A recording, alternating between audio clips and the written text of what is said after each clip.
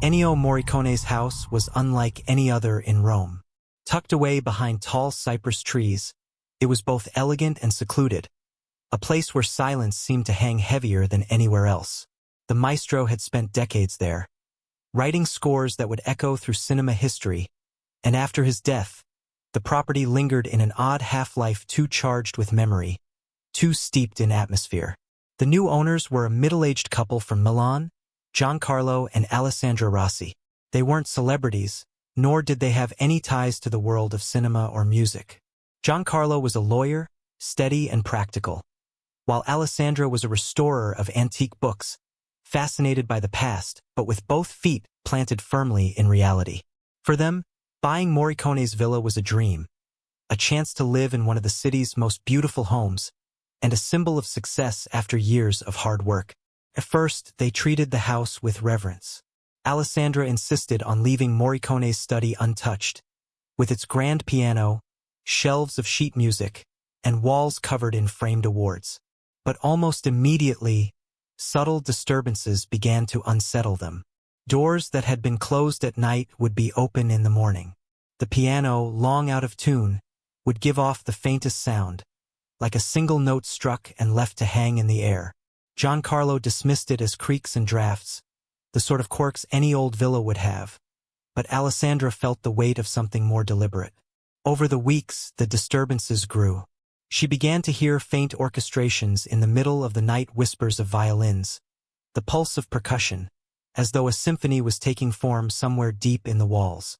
The air would vibrate gently, like the room itself was resonating. One evening, after returning late from her workshop, she swore she saw movement in the music room. The faint silhouette of a man seated at the piano, head bowed, fingers hovering over the keys, never quite pressing them. Giancarlo's skepticism faded when he started experiencing odd sensations in his office. Papers would scatter across his desk without cause, and when he picked them up, he noticed strange annotations, musical notations, drawn in pencil on the margins of legal briefs. Neither he nor Alessandra could explain them, yet the handwriting had an uncanny resemblance to the notes preserved in Morricone's old manuscripts. The Rossis tried to ignore it, but the house would not be silenced. Guests visiting for dinner would grow pale and uneasy, remarking on a low hum in the background, a sound like a film score building in the distance. Some refused to come back, saying the villa felt less like a home and more like a theater where unseen performers played to an empty audience. For Alessandra, the most unsettling moment came one morning when she entered the study. The piano's lid, always kept closed, was lifted, and the keys bore the faint impression of fingertips, as though someone had just been playing. Yet the sound that lingered in the air wasn't random, it was the beginning of a theme she recognized instantly. It was the good, the bad, and the ugly haunting, suspended and incomplete, as if waiting for her to sit and listen. The Rossi family had bought the villa as a symbol of achievement, but instead they found themselves sharing their lives with the echoes of a man who had never really left. The music that had once defined cinema now defined their nights, their dreams, and their fears. The Rossi's lives began to sink into a rhythm dictated not by their own routines, but by the moods of the villa. By day, the house looked as charming as they had first seen it, warm light filtering through the high windows, the scent of old wood and cypress drifting in from the garden. But as evening settled, the air grew heavier, as though each room pressed in closer, filled with a weight Alessandra could not name. At first, they still tried to entertain.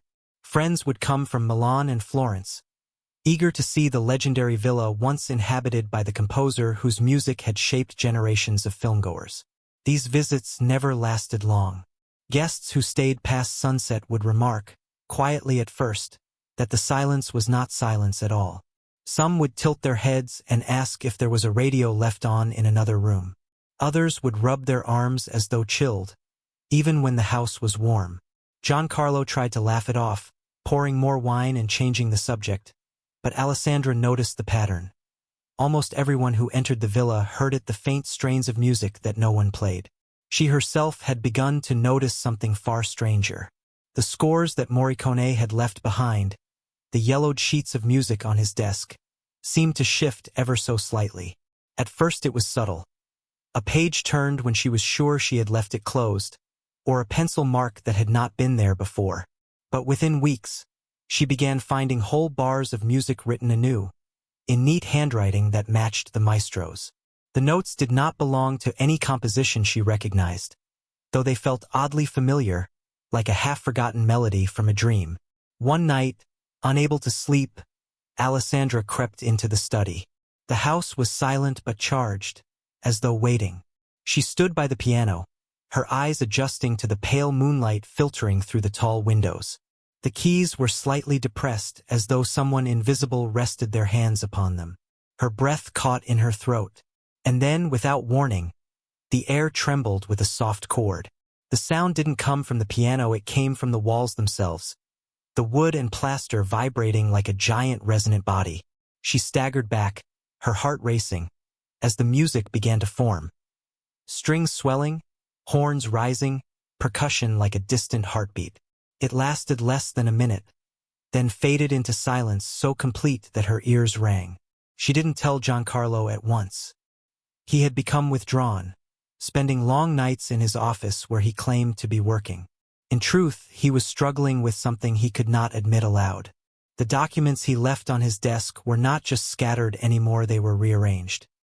His case files, dry and orderly, now bore sketches of staffs, clefs, and notes, drawn faintly in pencil as though traced by an unseen hand. More than once, he woke from dozing at his desk to find his pen resting on a page he had no memory of touching, with fragments of music written out in his own handwriting. He told himself it was fatigue, the tricks of a mind too tired to keep its focus, but deep inside, he felt the same presence Alessandra did. The villa was no longer theirs alone. The neighbors spoke little of the house. When the Rossis introduced themselves around the neighborhood, there was politeness, warmth, even curiosity.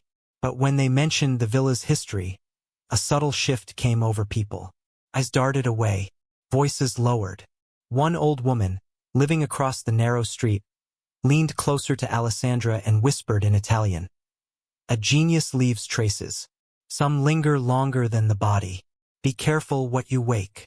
By late autumn, the Rossis no longer invited guests. The villa had grown unpredictable. Some nights passed peacefully, but others were thick with disturbances. A crescendo of sound would rise at impossible hours, always faint, never fully formed, but powerful enough to pull them from their sleep. On the worst nights, the house seemed alive, the plaster walls reverberating with an energy that rattled picture frames and made the floorboards creak in a rhythm too deliberate to be blamed on settling wood. Alessandra found herself drawn more and more to the unfinished scores on Morricone's desk. They seemed to grow in number, as if added to by unseen hands. She began studying them obsessively, convinced that they contained a message, or perhaps the final composition the maestro had never completed. She traced the notes with her fingers, humming them softly, until they stitched themselves into her memory. One stormy night, she sat alone in the study while Giancarlo slept upstairs. Rain lashed against the windows, the thunder rolling like timpani. The lamp on the desk flickered, dimmed, and went out. In the sudden darkness, Alessandra's eyes shifted toward the piano. She froze. A figure sat there, a man, hunched slightly, head tilted toward the keys. His outline was faint, more suggestion than flesh, but she could see the shape of his hands moving across the keyboard. The room filled with music, this time clear, unmistakable, heartbreakingly beautiful. She could not move. She could not breathe. She only listened, her heart trembling with a mix of fear and awe. The figure never looked up, never acknowledged her presence, but she felt an undeniable certainty. Ennio Morricone was still here, composing, playing, unwilling or unable to stop. The storm outside roared louder, but inside the villa the music swallowed everything. Don't forget to subscribe and like if you liked this story. The storm passed, but its echo remained in the Rossi villa. The next morning, Alessandra sat at the breakfast table, her face pale, her hands wrapped tightly around a cup of coffee she had not touched. Giancarlo, groggy and irritable, noticed the silence between them more than anything else. She didn't tell him what she had seen, not directly. She only asked, in a low voice, if he had ever thought about what it meant to live in a house where genius had once walked. He laughed it off, but the laugh was forced, brittle. He had his own secrets now, and the villa was slowly pulling those from him like threads. That day, as Alessandra tidied the study, she found something that had not been there before. A small stack of fresh sheet music, perfectly aligned on the piano. The pages were crisp, the ink still slightly damp, as though someone had set them down only moments earlier. The melody written on them was haunting, unresolved, a series of phrases that circled back on themselves as if caught in a loop. She felt dizzy reading it, as though the notes were shifting under her eyes. When she called Giancarlo into the room, the pages were gone, nothing but the usual yellowed manuscripts and the silent piano. Giancarlo began to change in ways Alessandra could not ignore. His once rigidly structured days grew scattered. He lingered late in the office, staring at papers covered in sketches of treble clefs, time signatures, and broken phrases of music he swore he hadn't drawn. His voice grew distracted when she spoke to him, as though he were listening to something else in the background, something only he could hear. She noticed him humming in his sleep, low and tuneless at first, but gradually forming into fragments of recognizable themes. Sometimes she woke in the night to find him sitting on the edge of the bed, his lips moving soundlessly, as if following a conductor's cue. The villa itself responded to their decline. Shadows in the hallways lengthened at odd angles, even when the lights were on. At dusk, the windows reflected not their own figures, but dim shapes that seemed to belong to another time. Alessandra once caught sight of a reflection that froze her blood. Herself, standing at the piano, though she had never approached it. The figure in the reflection moved differently than she did. Her hands poised over the keys with a confidence Alessandra had never possessed. She turned quickly, but the room was empty. Neighbors began to whisper. The old woman across the street avoided Alessandra now, muttering prayers under her breath when their eyes met. Delivery men left packages at the gate rather than walking up the path to the front door. When Alessandra pressed one of them, a young man no older than 20, he shrugged nervously and said, "The house sings at night. Everyone hears it." One evening, Alessandra dared to invite her sister to stay, hoping another presence would break the oppressive hold the villa had on them. Her sister, Marta, was practical, unshaken by superstition. But after one night in the guest room, Marta packed her bags at dawn, her face gray and hollow. She said she had been woken by music rich, swelling, cinematic that seemed to come from every wall around her. She described walking through the hallways, following the sound, until she stood before the study. The door opened by itself. Inside, she swore she saw a man bent over the piano, his shoulders tense, his fingers moving across the keys with furious speed. When she whispered Alessandra's name, the figure stopped abruptly and turned his head, though his face was hidden in shadow. Marta left without breakfast and refused to return calls afterward. Alessandra could no longer dismiss what was happening. The villa was feeding them fragments of something unfinished, something insistent. She began to copy down the notes she found in her dreams, notes that played faintly in her ears when she stood in the study. She filled notebooks with them, even when Giancarlo begged her to stop.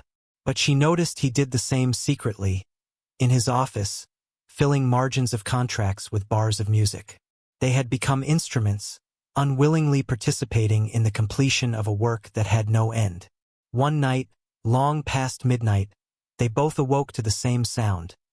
The piano, unmistakably alive, each note deliberate, striking the silence like a command. They moved together, wordless, down the long corridor to the study. The door was ajar, light spilling from within, though they had left it dark when they went to bed. Inside, the air trembled. The piano played without hands. Sheet music scattered across the floor, pages flipping as if caught in a strong breeze, though the windows were shut tight. The melody was unlike anything either of them had heard before, majestic, terrifying, pulling at their very marrow.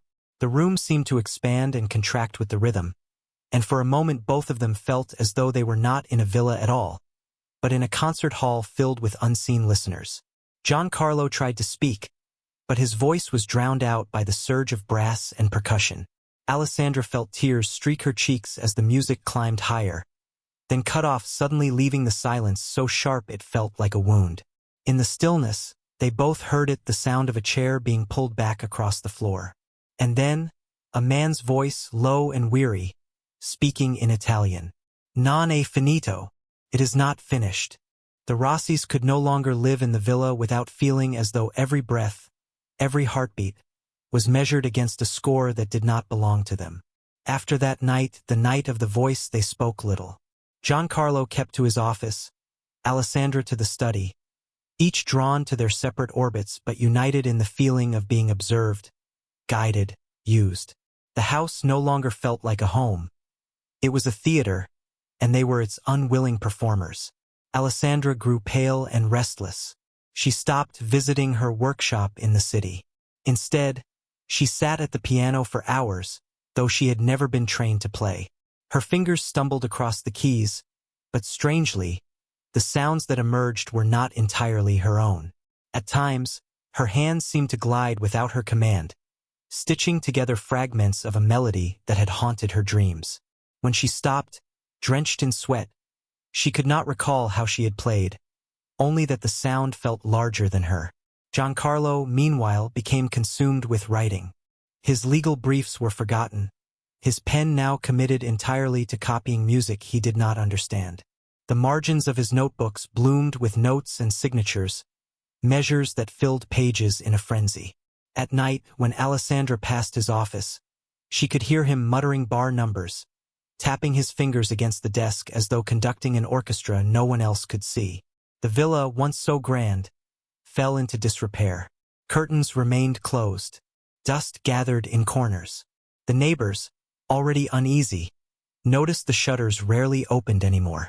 Some swore they heard music late at night, carried on the wind, rising and falling like the score to a film that never ended. It grew to such a certainty that children whispered about it in the streets. The ghost music of Morricone's villa. Winter brought the breaking point. One night, a storm descended on Rome, rain lashing the stone walls, lightning clawing across the sky. The Rossis, sleepless, were drawn again to the study. This time they did not resist. They entered together, and the room seemed alive with movement. The piano's keys depressed in a furious rhythm, the sound swelling so immense that the walls themselves seemed to vibrate. Pages of sheet music swirled in the air like a cyclone, scattering and reassembling in impossible patterns. The room pulsed with light, no lamps, no fire, but a glow that seemed to pour out of the piano itself. Within that brilliance, a figure took form. Hunched, deliberate, hair silver, profile unmistakable. The silhouette of Ennio Morricone. He did not look at them. His head was bent over the invisible score, his hands moving across keys that did not need to be pressed. The music was overwhelming, tender one moment, furious the next, waves of brass and strings crashing through the villa. Alessandra wept openly, her knees buckling, but she did not look away. Giancarlo's lips trembled, whispering the words the figure had spoken before. Non è finito.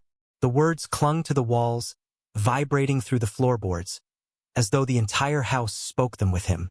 And then the music stopped. Silence fell, so sudden it was suffocating. The figure at the piano turned slowly, his face still obscured in shadow, but the weight of his gaze fell on them both. Alessandra felt it not in her eyes but in her chest, a pressure so strong she could barely breathe. The room grew darker. The glow vanished. The sheets of music dropped lifelessly to the floor. Only one page remained on the piano, placed neatly, deliberately. The figure was gone. Giancarlo stepped forward, trembling, and picked up the page. It was a score, perfectly notated, bearing Morricone's signature at the bottom. The title was written in a hurried scrawl, Requiem per la casa. Requiem for the house. Neither spoke. They left the study in silence, clutching the single sheet as though it might burn away if they loosened their grip. Within weeks, they abandoned the villa. Neighbors said they left in the middle of the night, their belongings still inside. The property has stood empty since, its windows shuttered, its garden overgrown. Yet those who pass claim the music never left. On quiet nights, when the wind drifts through the cypress trees, they say the house hums with strings, with horns, with the echo of a composer who refused to let go. The Rossis never returned.